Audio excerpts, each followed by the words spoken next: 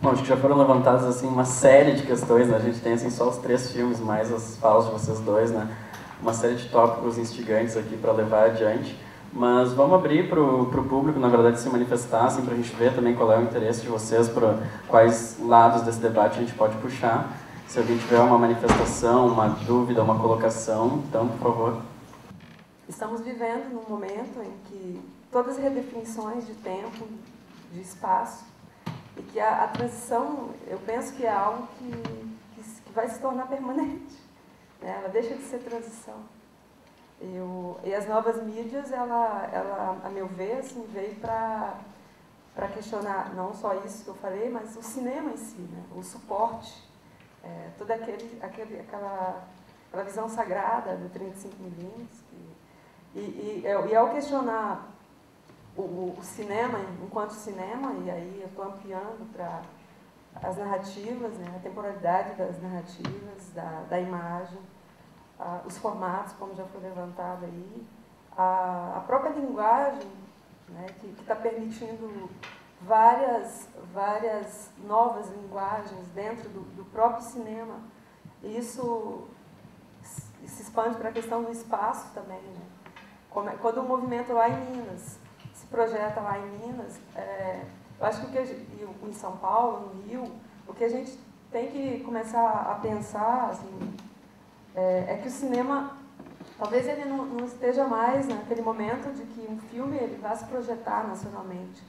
É um novo movimento que eu percebo que está se criando, né? Movimentos às vezes mais pontuais, mais regionais, mas que está fazendo movimentar o cinema como a gente queria há tanto tempo, né? Que possibilitasse o aumento da produção, que possibilitasse mais pessoas produzir cinema, ver. É muita coisa que as novas tecnologias já vêm desconstruir completamente o cinema. O lugar do espectador, o espectador ele está em casa, ele está vendo o filme, ele está produzindo ao mesmo tempo. Né? O lugar do diretor, eu acho que tem que quebrar essa figura do diretor. Tem que quebrar, não. As novas mídias quebrou, não é que tem que quebrar. Assim, que a gente queira ou não. E é um princípio que eu acho que é muito básico do cinema, né? O diretor, ele sempre ganhou o nome de fazer o filme, mas não é ele que faz o filme sozinho. Né? Então, eu acho que as novas mídias vêm dizer, peraí, tem um menino lá do interior que pega uma câmera e registra lá uma conversa de amigos do interior, lá de Minas. Eles não estão ali, quase que ele está dizendo, olha, qualquer um é diretor, qualquer um pode estar sendo diretor. Então, assim, é muito rompimento que as novas mídias estão trazendo para a gente, né? Sobretudo para quem estuda ou trabalha com cinema. E eu acho isso muito rico, eu acho que e é por isso que o cinema, como diz o Wim Wenders, continua existindo. Deixa eu ver se tem mais alguma coisa. E uma coisa que eu acho extremamente importante, né, por que o cinema continua existindo, exatamente por se permitir, por ser uma linguagem, por ser um campo da arte que ele engloba todas as artes. Né? Se formos pensar, o cinema ele não existe se ele não se apropriar das outras artes. Ele não existe. Da pintura, da literatura, da fotografia. Então, assim, a gente tem que parar de pensar que o cinema é uma coisa intocável, assim como muitos realizadores, era quase sagrado, né? Como se ninguém pudesse chegar e mudar. E de repente vem as novas tecnologias e rompe com tudo isso, com todas essas certezas, com todas essas fixidez de tempo, de pensamentos, de estéticas, de linguagens.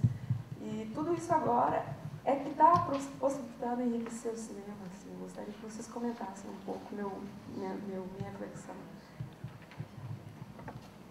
Olha, muitas coisas, né, como você mesmo disse no começo.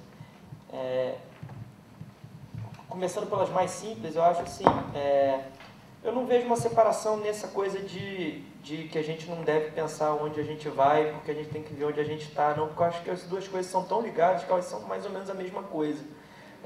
Porque eu acho, inclusive, que você começou falando isso, logo em seguida fez uma série de hipóteses sobre para onde vai o cinema logo depois. E eu acho que é natural, eu acho que não tem jeito, eu acho que a grande indústria sempre está propagando o futuro, porque ela tem que propagar os seus lucros, então ela tem que estar sempre pensando onde ela vai, qual vai ser o próximo movimento que o espectador vai fazer ou que ela vai fazer. E eu acho que na arte, na estética, também tem sempre essa ideia do devir, mas também do devir como eu quero levar a arte adiante. Então está pensando um pouco no futuro também.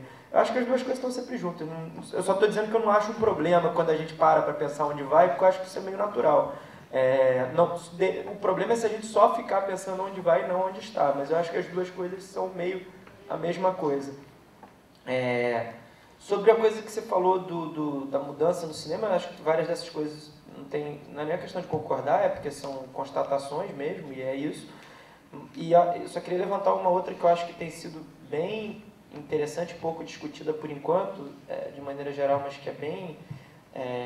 até porque ela é bem assustadora para uma certa área do cinema, que é a dificuldade hoje, não só de definir as fronteiras do que é uma obra cinematográfica, mas como advindo daí as dificuldades de se catalogar a produção cinematográfica no mundo, ou aonde for. Digo assim, há pouco tempo atrás se considerava, por exemplo, o que é um filme brasileiro. Um filme é um longa-metragem que tenha sido lançado nos cinemas, exibido nos cinemas em 35 minutos e tal. Então você chegava lá e dizia, em 1973 foram feitos 45 filmes de longa-metragem no Brasil. Pronto, você tinha um número. Hoje você não consegue mais saber, porque você tem que começar a ver se define porque foi exibido num cinema, mas se foi exibido num cinema só, numa sala com 20 pessoas e um projetor digital, por que isso é diferente de um cinema? E aí, se foi projetado só no interior do Acre ou do Amazonas, e aí, quando você chega na seara do curta-metragem, então isso vira uma loucura insana, porque você não tem mais como saber, de fato, quantos curtas se faz no Brasil hoje. Todos os números que tem são falsos, porque o que você está considerando curta ao dizer que isso são os curtas no Brasil? Então você pode ver quantos foram inscritos em determinados festivais, mas será que esse dado é tão importante assim? E eu estou falando disso porque isso tem sido realmente um problema levantado e discutido nessas questões de historicização, catalogação, manutenção, inclusive de conhecimento. A gente estava num debate há pouco tempo na Goiânia Mostra Curtas, discutindo justamente esse momento do cinema de curta-metragem, e a gente estava chegando à conclusão como ninguém sabe exatamente quantos filmes são feitos no Brasil de curta-metragem e conhece essa produção ao ponto de poder dizer, olha, eu tenho aqui um panorama do curta-metragem. Ninguém tem. Cada um tem panoramas específicos. Eu, por exemplo, faço curadoria em 2 festivais, recebe lá 500, 600 curtas, que são os que são... Mas eu não tenho ideia. Posso ver 600 curtas brasileiros por ano hoje e eu não sei o que é a produção de curta-metragem no Brasil. Porque eu vou, por exemplo, fazer parte de um júri, como eu fui no ano passado, de um júri de uma competição de curtas amazonenses no festival no Amazonas, em Manaus, e vejo 30 filmes que eu nunca tinha visto antes, nunca tinham sido enviados para os festivais fora dali. E eu vou lá e descubro que tem 30 filmes sendo produzidos no Amazonas, de curta-metragem, querendo ser exibidos em festivais de cinema, mesmo que sejam locais. Não é porque aí eu multiplico e digo, os que nem mandaram para o festival nem do Amazonas, só produziram e botaram na internet ou mostraram. Então, são desafios enormes que estão se criando aí, que acho que vários deles não tem, porque não são para ter soluções, mas são problemas de qualquer jeito, porque os historiadores de cinema, que antes tinham um pouco essa ideia de poder dar conta do todo, já sabem que não conseguem. Então, como historicizar agora esse cinema de hoje, o que é válido ou não? E aí é que eu acho que, discordando só um pouco de você, no sentido de que eu acho que nesse sentido ainda se apela, por mais que sejam apelações, mas se apela a determinadas categorias, aonde aí sim essas categorias antigas, que são tão antigas quanto são o questionamento delas, o autor no cinema, o diretor no cinema, o que é essa figura e tal, eles ainda continuam tendo uma importância sim. Embora que não seja prática ou não prática para que um filme seja realizado, mas isso alguns diriam que nunca foi, né? No momento seguinte que surge o conceito de autoria no cinema, já surge a primeira contestação dele, dizendo que ele não é importante. Então essa contestação também é antiquíssima. Mas ele continua, por exemplo, sendo essencial nessas horas. Aí se monta uma lista de filmes nos festivais e se convida o diretor dos filmes desse festival. Seja o filme mais alternativo feito para a internet, o que ainda se vai buscar no diretor, e isso vai permitir uma legitimação de um determinado status quo artístico, onde esse filme passa a ter um outro caráter, e ao ter um outro caráter vai ser mais historicizado do que outros.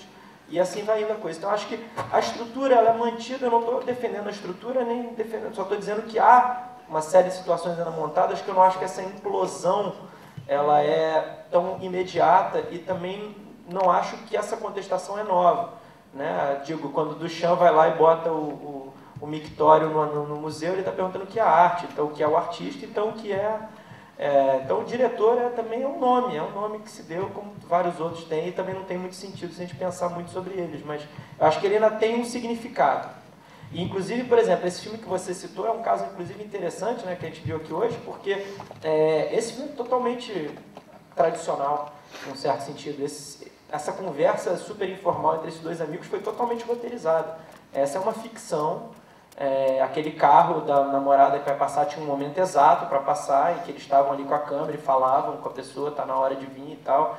Então, assim, tem um diretor tradicionalíssimo ali, que escreveu o roteiro, que levou os dois amigos como atores para falarem e atuarem mesmo que fora da câmera, tinha o roteiro escrito, foram feitos 5 ou 6 takes e escolhido o melhor para ficar. Então, assim, acho que é mais complexo, entendeu? Porque a aparência desse filme pode levar para esse lado, mas eu acho que seria um péssimo exemplo para dizer de um filme sem diretor, entendeu? Outros seriam melhores, talvez o de Uma Boy, por exemplo, que certamente não tem um diretor no sentido tradicional, o cara quis ligar uma câmera mas também isso é tipo isso no cinema, o cara ligar uma câmera para ele, registrar e chamar de filme.